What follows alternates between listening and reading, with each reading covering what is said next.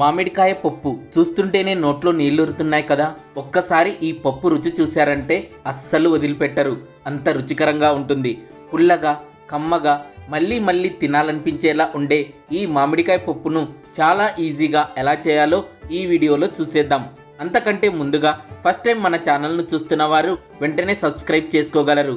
అలాగే మేము చేసే మరిన్ని వీడియోలు మీకు నోటిఫికేషన్గా రావాలంటే పక్కనున్న బెల్ ఐకాన్పై క్లిక్ చేయగలరు.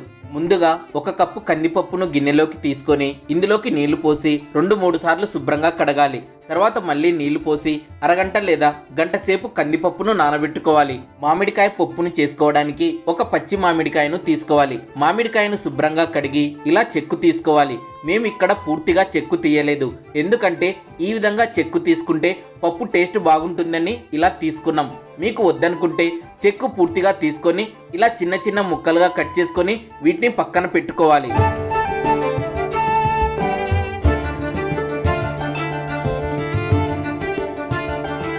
ఇప్పుడు గంటసేపు నానబెట్టుకున్న కందిపప్పుని మరొక్కసారి శుభ్రంగా కడిగి కుక్కర్ గిన్నెలో వేసుకోవాలి. ఇందులోకి కట్ చేసుకున్న ఒక ఉల్లిపాయ, సగానికి కట్ చేసుకున్న 4 పచ్చిమిర్చి, చిన్న ముక్కలుగా కట్ చేసుకున్న అరకప్పు మామిడికాయ ముక్కలు వేసుకోవాలి. 1 కప్పు కందిపప్పుకి అరకప్పు మామిడికాయ ముక్కలు అయితే సరిపోతాయి. మామిడికాయ ముక్కలు పులుపు తక్కువగా ఉన్నాయనిపిస్తే ఇంకొన్ని ముక్కలు వేసుకోవచ్చు. అలాగే 1/2 స్పూన్ పసుపు, 2 స్పూన్ల నూనె, 3 కప్పుల నీళ్లు పోసుకోవాలి. మనం ఏ కప్పుతో కందిపప్పు తీసుకున్నామో అదే కప్పుతోనే నీళ్లు తీసుకోవాలి. తర్వాత ఒక్కసారి ఇలా అంతా బాగా కలుపుకొని కుక్కర్ మూత పెట్టి 3 నుండి 4 విజిల్స్ వచ్చే వరకు సన్నని మంటపై మెత్తగా ఉడికించుకోవాలి. కుక్కర్ ప్రెజర్ అంతా పోయిన తర్వాత కుక్కర్ గిన్నెను కిందకి దించుకొని మూత తీసి ఇందులోకి రుచికి సరిపడా ఉప్పు వేసుకొని పప్పు గుత్తితో ఇలా మెదుపుకొని పక్కన పెట్టుకోవాలి. ఇప్పుడు ఇందులోకి పోపు లేదా తాలింపు ఎలా పెట్టాలో చూసేద్దాం.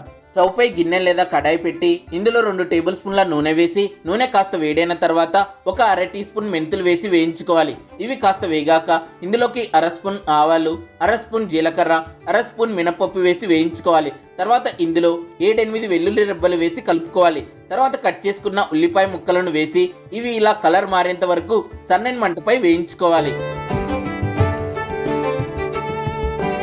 ఉల్లిపాయ ముక్కలు ఇలా కలర్ మారిన తర్వాత ఇందులోకి చిన్నగా కట్ చేసుకున్న 4 ఎండుమిర్చి, కొద్దిగా కరివేపాకు వేసి వేయించుకోవాలి.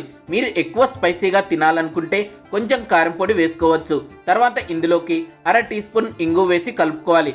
ఇంగువ వేసుకోవడం వలన మామిడికాయ పప్పు రుచి చాలా బాగుంటుంది.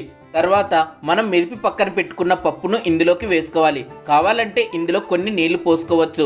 మేము ఇక్కడ ఒక చిన్న గ్లాస్ నీళ్లు పోసుకున్నాం. ఇక్కడ ఒక్కసారి రుచి చూసుకొని ఉప్పు కారం అడ్జస్ట్ చేసుకోవచ్చు. నీళ్లు పోసుకున్న తర్వాత ఒక్కసారి బాగా కలుపుకొని 2-3 నిమిషాల పాటు సన్నని మంటపై ఉడికించుకోవాలి. ఈ మామిడికాయ పప్పు చల్లగా అయ్యే కొద్దీ ఇంకా చిక్కబడుతుంది కాబట్టి పప్పు ఈ విధంగా ఉండేలా చూసుకోవాలి. తర్వాత స్టవ్ ఆఫ్ చేసి శుభ్రం చేసుకున్న కొంచెం కొత్తిమీరను ఇందులో వేసి బాగా కలుపుకోవాలి. అంతే అండి, రుచికరమైన మామిడికాయ పప్పు రెడీ. మామిడికాయ ముక్కలను మనం పోపులో వేసి ఉడికించి అయినా పప్పు చేసుకోవచ్చు. అది ఎలా చేయాలో మరొక వీడియోలో చూసేద్దాం. వేడివేడి అన్నంలో మామిడికాయ పప్పు కొంచెం నెయ్యి వేసుకొని కలిపి తింటుంటే ఉంటుంది చూడండి, ఆహా, అద్భుతం అనకుండా ఉండలేరు. ఈ వీడియో మీకు నచ్చితే లైక్, కామెంట్ చేయండి. అలాగే మరిన్ని సూపర్ రెసిపీస్ కోసం మన టేస్టీ విందు ఛానల్ను వెంటనే సబ్స్క్రైబ్ చేసుకోగలరు. Thank you.